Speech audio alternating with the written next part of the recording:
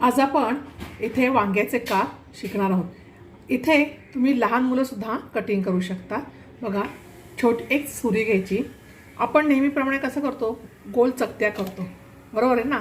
पण आज आपण गोल चकत्या न करता आज आपण मोठ्या मोठ्या, एकदम मोठ्या, की जेणेकरून पटकन आपल्याला वांग्याचे काप होऊ शकतात।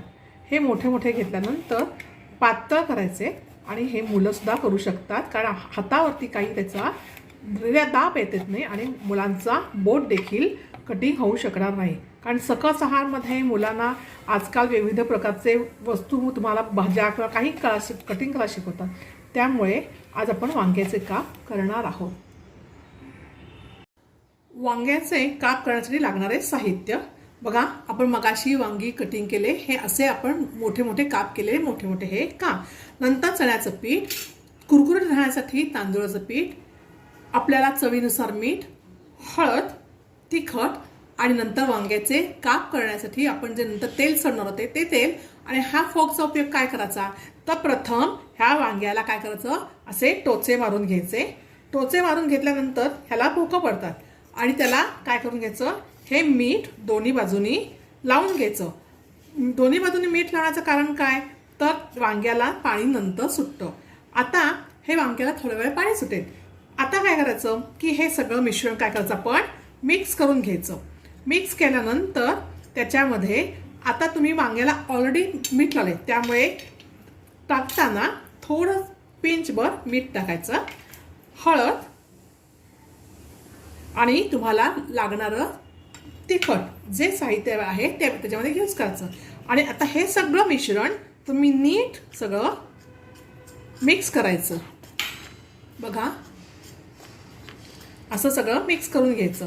आता हे सगळं मिक्स करून झाल्यानंतर आपण हे जे वांग्याचं काप घेतलेलं आहे, हे वांग्याचं काप ह्या पिठामध्ये आपण असा बुडवायचा। बघा, हे त्याला लागतं। कोणी ह्याच्यामध्ये रवा सुद्धा घालतं, किंवा तुम्हाला पाहिजे असेल तर त्याच्यामध्ये तुम्ही मसाला, तुम्ही तुमच्या कोणता घरचा मसाला असतो ते सुद्धा टाकू शकतो। हे आपण फ्राय पॅन घेऊन त्याच्यावरती हे आपण असं तेल टाकून पसरवून घ्यायचं। पसरवून घेतल्यानंतर मगाशी जे आपण काप केलेत ना, त्याला आपण पीठ लावून घेतलं होतं, ते काप हे आपण एक एक इथे ह्या तेलावरती लावून ठेवायचे। बघा, मुलांना सुद्धा गंमत वाटते, आपण पीठ लावायला दिलं ना तर मुलांना सुद्धा गंमत वाटते। करून तर बघा मुलांसाठी, आणि मुलांना पण करायला द्या। आपलं एक काम कमी आणि मुलांचं पण वेळ जातो आणि हाताला एक पहिल्यांदी ग्रीप येते, मुलांना लावण्याचे कॉन्फिडन्स येतो की आपण सुद्धा हे काम करू शकतो। बघा, हे आपण जे तेलावरती लावलेले काप आहे, हे एका बाजून झाल्यानंतर हे असे हळूच उलटवायचे आणि गॅस हा मीडियम ठेवायचा आहे, हे लक्षात घ्यायचे। आणि हे असे कुरकुरीत काप तुम्हाला खाता येतील आणि तुम्ही घरच्या घरी छानपैकी बनवू शकता।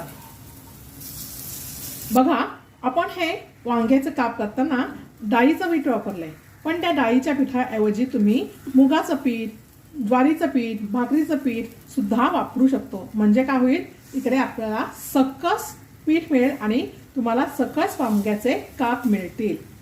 धन्यवाद।